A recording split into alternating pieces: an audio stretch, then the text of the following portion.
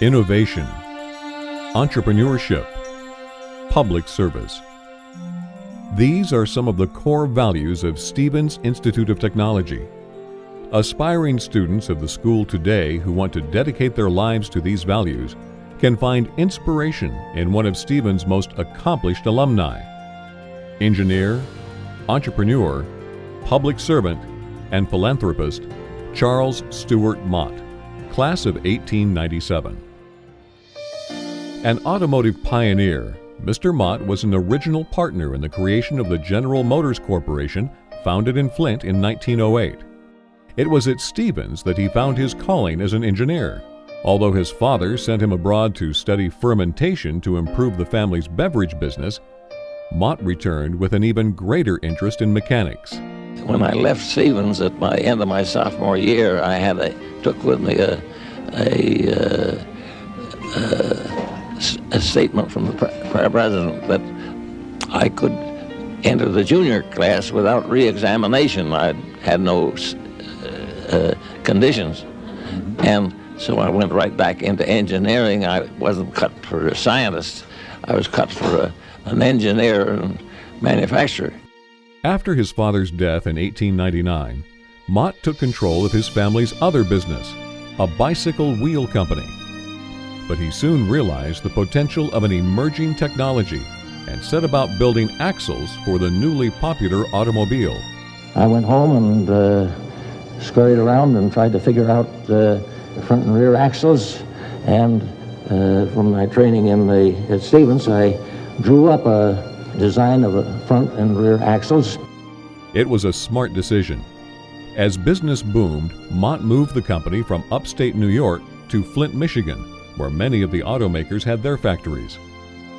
The company relied on Mott's expertise and creativity to thrive in the developing industry. We went out and to sell axles, and I had to figure out the cost of these things. I had to figure out the cost of material for each piece and part, and the amount of labor, each operation on it, and so on. And when I came back, I had orders for more axles in dollar value than we'd ever made in wheels in 2 years, I guess. As an early investor in General Motors, he was one of the company's first leaders, serving as vice president from 1916 to 1937, and on the board of directors for more than 60 years. His guidance helped GM become the world's most profitable company. As GM stock was making him one of the wealthiest men in America, Mott turned to public service. In 1912, he became mayor of Flint, a city that was growing rapidly and needed a leader who knew infrastructure. Mott facilitated public works, such as the paving of dirt roads and the construction of sewers. I had an engineering education, and consequently a lot of these things were easy for me to see and do. For 2 terms, I enjoyed doing it. In 1926, Mott's concern for children, families, and communities prompted him to create the Charles Stewart Mott Foundation. In 2014, with year-end assets of more than $2.7 billion, the foundation made 400 grants, totaling more than $101 million.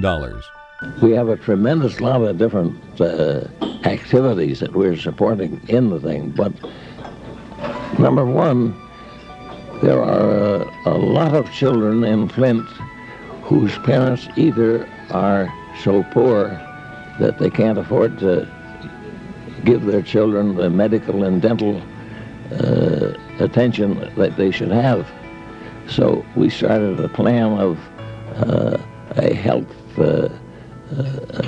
proposition, and we started in a small way and built it up until now we have a large proposition. Until his death at age 97 in 1973, Mott always looked forward. When an old friend suggested he rest and take time for reflection, Mott disagreed. He says, all we can do now is to go out somewheres and think of the past and so on. And I wrote a letter back to him and said, well, I don't know about you, but as far as I'm concerned, I'm just beginning to live. I'm just begin to see things that need to be done. I'm having the grandest time in the world doing it. It's that forward perspective that embodies the spirit of Stevens. Whether as an engineer, entrepreneur, or public servant, Charles Stewart Mott lived generously and stayed faithful to what he learned on campus. His legacy is a fitting inspiration to all the bright, hard-working Stevens students who follow him.